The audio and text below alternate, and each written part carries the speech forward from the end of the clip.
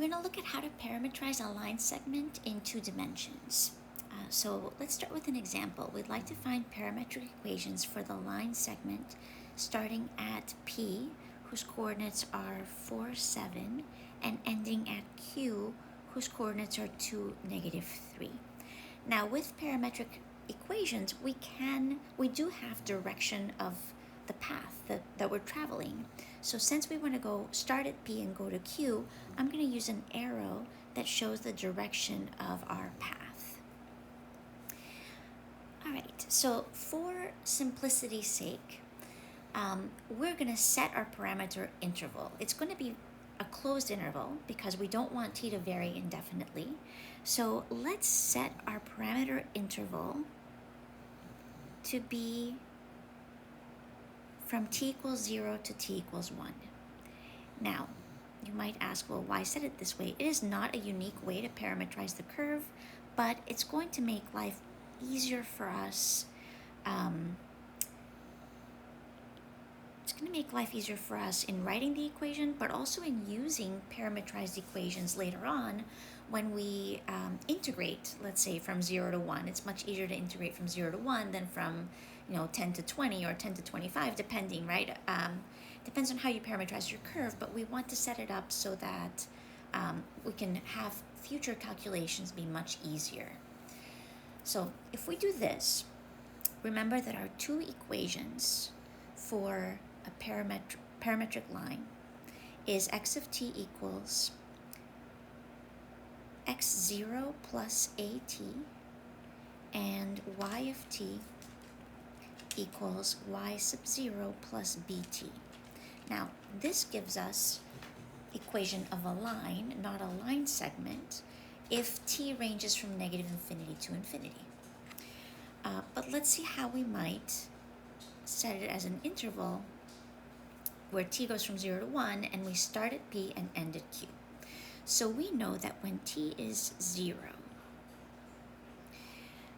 we are starting at the point P, whose coordinates are 4, 7. So if I go back to my two equations and we put 0 for t, well, then x of t is just x sub 0, and y of t is just y sub 0. So we should let our point x0, y0 be the point P, the place where we start. So if we write our equations, x of t equals 4 plus at, and y of t equals 7 plus bt, then we have set up our equations so that we start our path at the point P, whose coordinates are 4, 7, right? You can just plug in 0 for t and we get our x and y coordinates. Now, we would like then to end at Q, and we want that to happen at the moment when t is equal to 1. So that will help us figure out what our values for a and b should be. So this is what we want.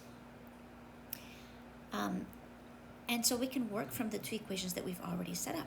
We want our x value to end at 2 at the moment when t is equal to 1. So in the equation x of t equals 4 plus at, I'm going to plug in 2 for the x-coordinate of q, where we end, and t equal to 1 for the moment when I want that to occur. That allows us to solve for a. So this gives us that 2 equals 4 plus a, or that a is equal to -2. And now we have one of our two parametric equations. We have now that x of t equals 4, which is the x-coordinate of P, minus 2t, and that will generate the x-coordinate of Q when t is equal to 1. Now let's do the same thing for y. So since we want to end at the point 2, -3, when t equals 1, we want our y value to be -3. So I'm going to go back to the equation, my parametric equation for y, and so we'll write y of t equals 7 plus bt. And since I want my y value to be negative 3 when t is 1, I'm going to plug in negative 3 for y.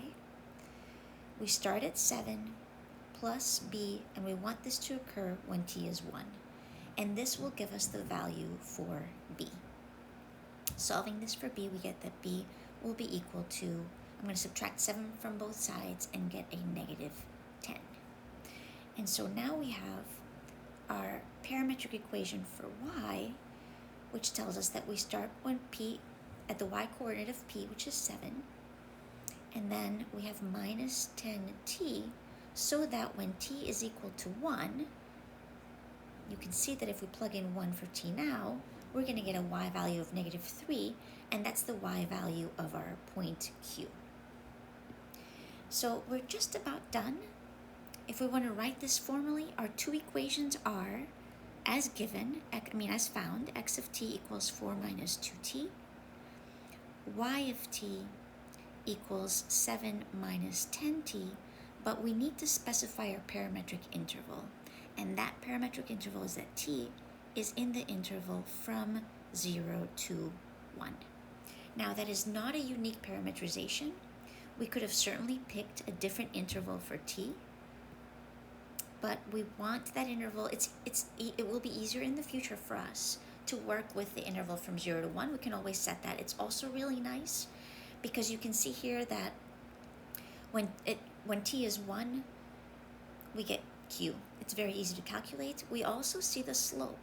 Remember that this is a line now that passes through the point 4, 7. We know it passes through p, but the slope of this line is b over a. Our value for b that we found was negative 10. Our value for a is negative 2, so our slope is equal to 5. Now, if we just plotted the line that passes through 4, 7 with a slope of 5, we would get the line that we have above, but we would not get the direction in which we are heading. And so that is one important part about parametric equations, is that we can obtain the direction of motion.